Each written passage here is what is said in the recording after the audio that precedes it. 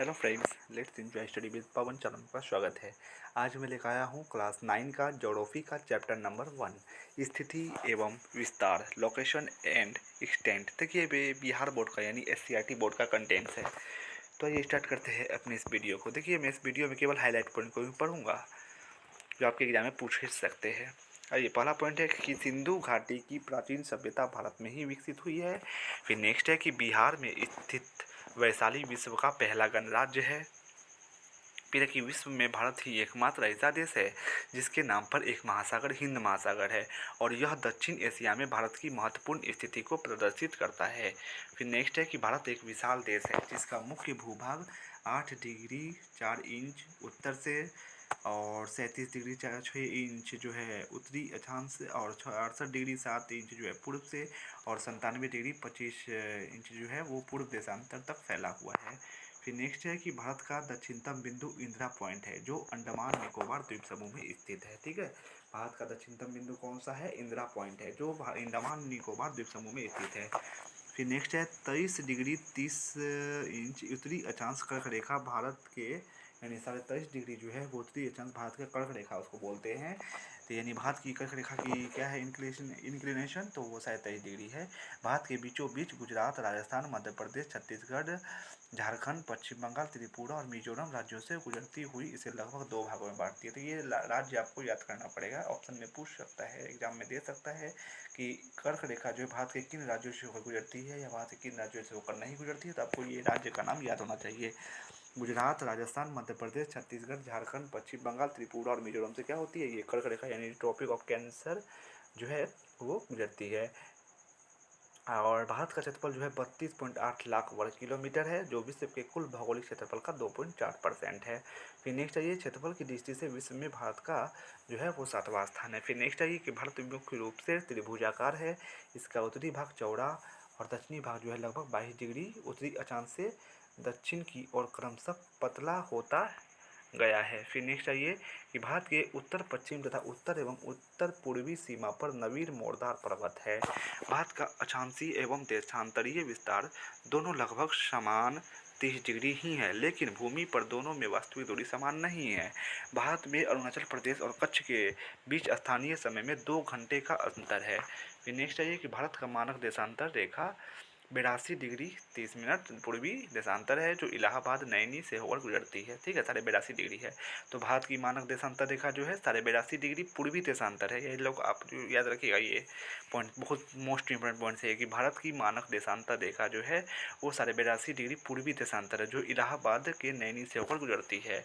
फिर भारतीय स्थल सीमा 15,200 किलोमीटर लंबी है, जबकि कुल तटीय सीमा जो है वो 75 16.6 किलोमीटर तथा द्वीप रहित तटीय सीमा जो है वो 6100 किलोमीटर लंबी है। फिर नेक्स्ट आइए कि केरल में सबसे छोटे एवं सबसे बड़े दिन में 45 मिनट का अंतर है, जबकि लेह जो लद्दाख की राजधानी है में यह अंतर 5 घंटे का पाया जाता है। भारत सार्क यानी SAARC यानी south Asian association for regional cooperation का सदस्य है। कोसी नदी जिसका उद्गम स्थल नेपाल है बिहार का शोक नदी कहलाती है। तो बिहार की शोक नदी कौन सी है? तो कोसी नदी है।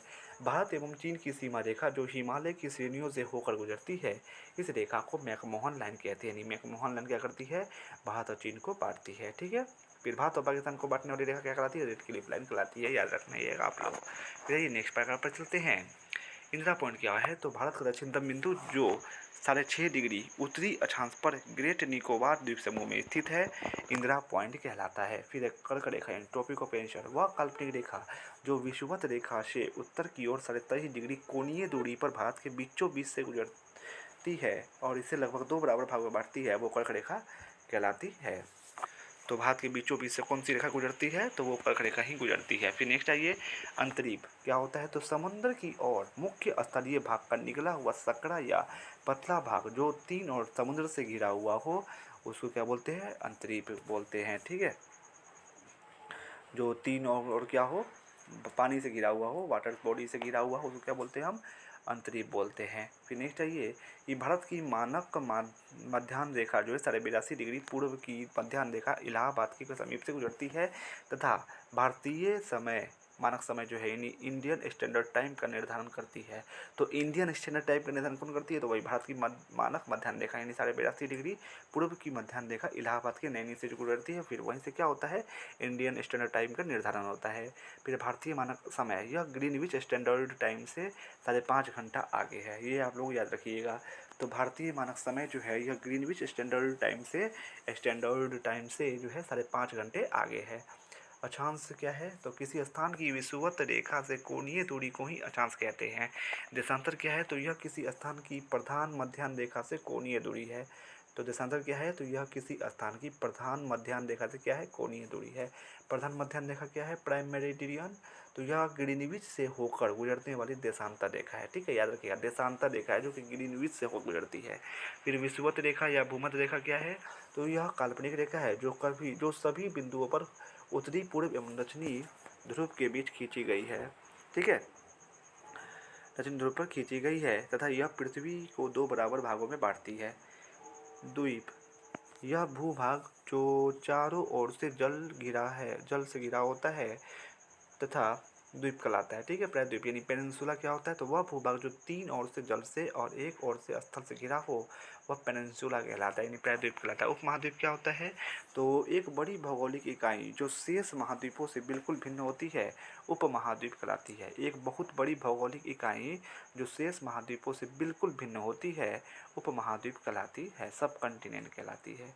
फिर दर्रा यानी पास क्या होता है? पर्वत श्रेणियों या पहाड़ियों के बीच के निम्न तंग भाग को दर्रा कहते हैं। इससे होकर मनुष्य आता जाता है। ठीक है, फिर नेक्स्ट आइए नीचे। बोधगया अंतर्राष्ट्रीय स्तर का एक धार्मिक धर्मस्थल है, तीर्थ स्थल है, जहाँ भगवान बुद्ध को 35 वर्ष की आयु में पीपल वृक्ष के नीचे वैशाख पूर्णिमा की रात्रि में समाधिस्थ अवस्था में ज्ञान प्राप्त हुआ था। बोधगया भारत के बिहार राज्य में गया जिले में स्थित है। फिर नेक्स्ट आइए कि भारत के कितने राज्यों की सीमाएं बांग्लादेश तथा पाकिस्तान को छूती है? देखिए, याद रखिएगा आप लोग। तो बांग्लादेश को कितनी सीमाएं छूती है? मोस्ट इंपोर्टेंट, किसी भी एग्जाम में पूछा जा सकता है ये। तो भारत की कितनी राज्यों की सीमाएं जो है बांग्लादेश और पाकिस्तान को छूती है? तो बांग्लादेश देखिए कौन को छूती है? पश्चिम बंगाल, असम, मेघालय, त्रिपुरा और मिजोरम जो है वो बांग्लादेश को छूती है। और पाकिस्तान को राजस्थान, गुजरात, पंजाब और जम्मू कश्मीर छूती है पाकिस्तान को।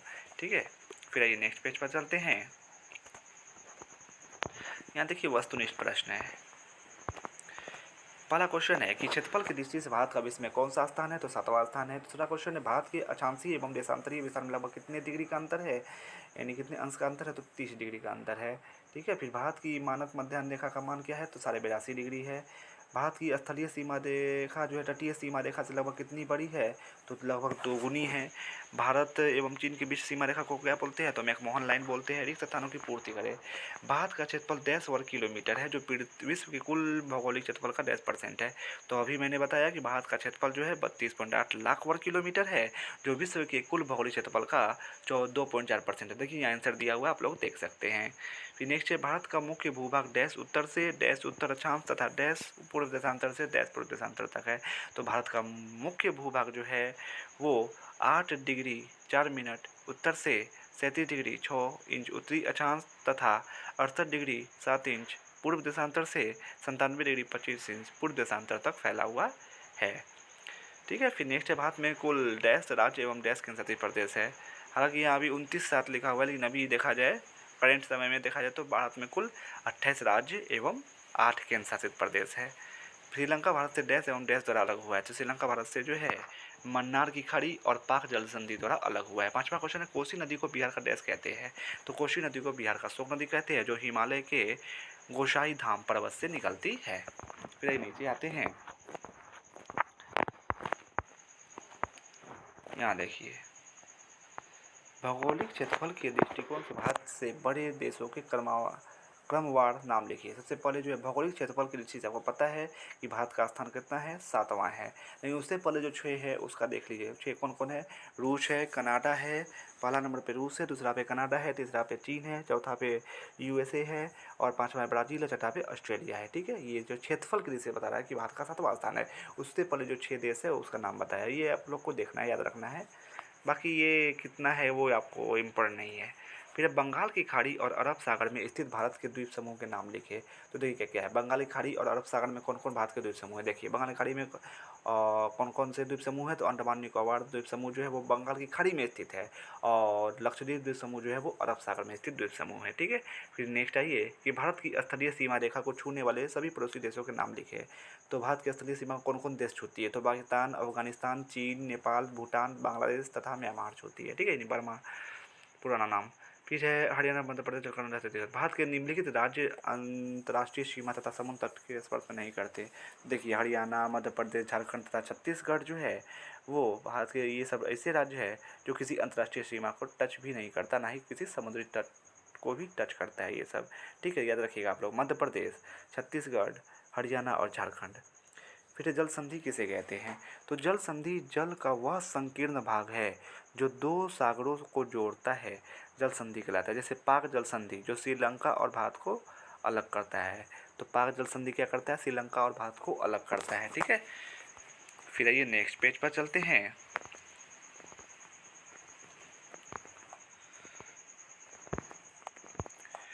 सबसे लंबी तटरेखा वाला राज्य गुजरात है। ठीक है, सबसे लंबी तटरेखा वाला राज्य कौन सा है, तो गुजरात है।